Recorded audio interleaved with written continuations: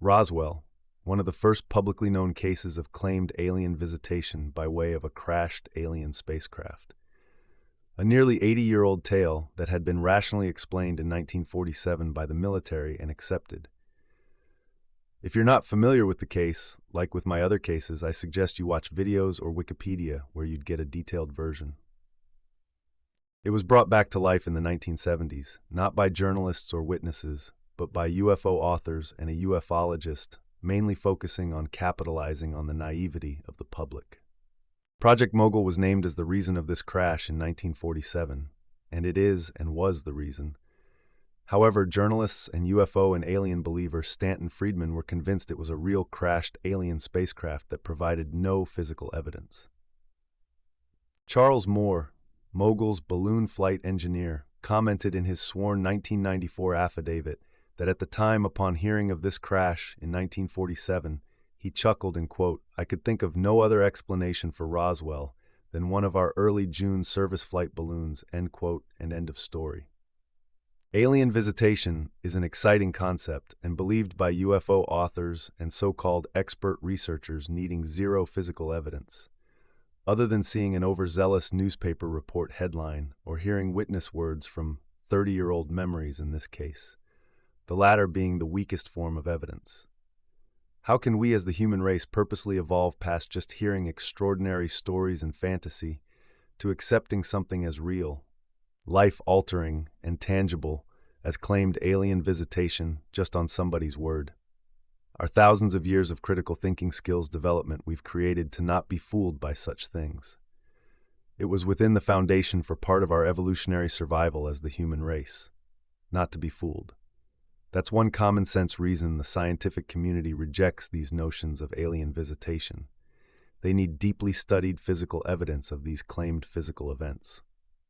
Not that skeptics or scientifically thinking people are just naysayers and need and have to reject anything alien. They truly want to believe aliens have come here. Anyways, back to Roswell. The sleepy town of Roswell grew from 25,000 people to double its size by 2025. Many businesses were formed based off this myth. Museums, an annual UFO festival, parade, stores, restaurant, trips to the crash site, etc. Project Mogul being the real-world answer is true. However, as Charles Moore said, what crashed was associated with Mogul, not a full Mogul balloon array. I'll begin by explaining Project Mogul and what it was. The military was concerned after our development of a nuclear weapon and dropping the bomb on Hiroshima in 1947. They were afraid of other countries creating their own nuclear arms and using it on our country, so we needed a way to covertly monitor that progress if that happened. After much deliberation, the Navy's engineer Maurice Ewing, who developed a way to listen for sounds deep in the oceans by way of a sound channel, approached the military. He suggested, as with the oceans, there was a sound channel high in the stratosphere that could capture sounds of nuclear tests thousands of miles away. The Army Air Force agreed and used that idea and went forward with developing listening devices for these sounds. A method of carrying these microphones needed to be created. It was decided the time-tested method of weather balloons, which carried weather measuring equipment high into the atmosphere for decades, was perfect. It was a covert, perfect, and secret way to carry these microphones without knowledge by other countries. Enter the named secret program Project Mogul. The name was even kept secret from the ones involved till later. The only catch was that the weather balloon materials needed to be strengthened. The radar reflectors needed to be strengthened as well to withstand high altitudes for extended periods. Weather balloons only needed a couple of hours of flight to send back weather collecting data. Therefore, they were flimsily made in comparison. Goodyear, General Mills, Harold A. Smith, Inc., and Winsen Research, Inc., were tasked with developing stronger balloons and materials that could handle these higher winds for extended periods. The military gave contracts to the ALOX Kite and Toy Company to create stronger radar targets with strengthened connecting wooden trusses and heavier gauge foil to resist tearing of higher winds. ALOX had been in business decades making toys and box kites for children. The following photo shows model ML37C AP used in the lower right corner. specified by the military in technical or draft drawing by the Army Air Force. Mogul was to be tested at NYU and was until complaints of air traffic in the area. That's when it moved to Holloman Air Force Base in Alamogordo, New Mexico in June-July 1947, which coincidentally put it 90 miles to the southwest of the Roswell crash site at the exact time period of this supposed alien craft crash. Mogul's crew and head balloon flight engineer arrived in June-July 1947 and resumed running test, research, and service flights. Again, coincidentally, when this claimed alien spacecraft crashed. Shown in the picture are two small blueprint copies of these in between flights, research and service flights drawn by the Army Air Force during that time. These draft drawings and balloon flights are important parts to remember. Head Mogul balloon flight engineer and launcher Charles Moore drew in the 998-page The Roswell Report, released by the military in 1994, drawings showing what type of balloon and radar reflector configurations were being launched in prep for the official thousands of feet long Mogul balloon arrays with the microphone equipment attached. Even in the open desert of Alamogordo, the Fort Worth Regional Air Committee was concerned with Mogul flights flying north towards Roswell and interfering with air traffic. In fact, a full Mogul Balloon Array No. 5 practice flight crashed 25 miles outside of Roswell on June 5, 1947. So balloon flights were trending north towards Roswell. Back to the Foster Ranch. Upon finding this odd and wide swath of material, Brazel had told his uncle, who suggested maybe it was one of the flying saucers the papers had offered a $3,000 reward for. Brazel proceeded to go back to the crash site and collect this material. He had nonchalantly stuffed under some brush, which had no obvious meaning to him at the time, that now turned into a possible alien spacecraft worth a $3,000 reward attached. He then went to the local town with this story and to the newspaper which ran this interview. An overzealous reporter printed a nonsensical headline proclaiming the flying disc was captured. Nothing was in fact captured. This headline today still is used as evidence that a UFO crashed. Provided is a picture of the Army-drawn blueprint of the radar reflector construction requirements. On the left side in red is the claimed UFO materials, and the right in blue are of the radar target materials.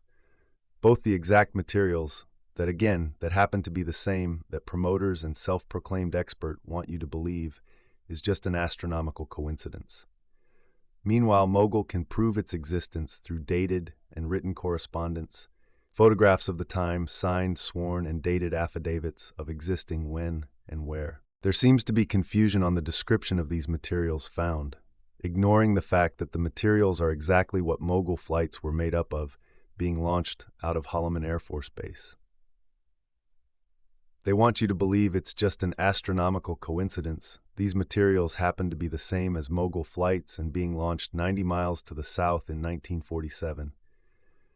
The strengthened properties of the material became the focus and said to be unbendable and indestructible. Yet, Marcel contradicts himself by saying he found the debris in, quote, small fragments strewn over the desert floor. These amazing alien, indestructible, exotic pieces acted very human-made by ultimately destructing. It seems the UFO and alien authors and experts use this oddly made, unusual, foreign-strengthened methods seen by the men and used by Mogul with them, finding flimsy, crashed weather balloons previously interpreted as saying these others must have been alien-made. Sheridan Cavett, now a lieutenant colonel, was part of the crew that recovered the debris back then. He said he found material like aluminum foil, thin bamboo-like sticks. He remembers a black box with possibly a radio sonde inside. He said he was interviewed by several UFO authors and researchers that he told, quote, thought it was a weather balloon, but felt his comments were misrepresented or his comments were taken out of context, so their true meaning was changed, end quote. So by his words, the UFO researchers and authors who interviewed him seemed to be not surprisingly favoring the alien tale and not the grounded weather balloon one. Not surprised, being UFO and alien believers catching wind of a 30-year-old story solved in 1947 and now rehashing it to favor and be an alien spacecraft crash. I encourage people to pause the video at certain screenshots of the memos, correspondence, and especially read the newspaper interview from the week or weeks later from the 1947 crash. Officially recorded interview that I believe tells what crashed: a balloon train, not an alien spacecraft. They concocted a story to try and negate this interview by saying he was coerced by the military to say it was a weather balloon. Yet one of the last lines he says in that interview is, quote, "I am sure what I found was not any weather observation balloon," end quote. That's because it wouldn't have been like any previous relatable flimsy weather balloon. Also, this statement renders the coercion nonsense. Too many reasonable, grounded, and practical explanations for what crashed by the Army Air Force, publishing the 998-page The Roswell Report, which they didn't rush and gave some fabricated story they just made up to fill in the blanks for Roswell. As I said, plenty of factual data and path that can be backed up and scrutinized, not just relying on people's word on what would have been, historically, and the most important and life-changing event in human history. The Black Knight Satellite next week is my revamped story with a grounded explanation.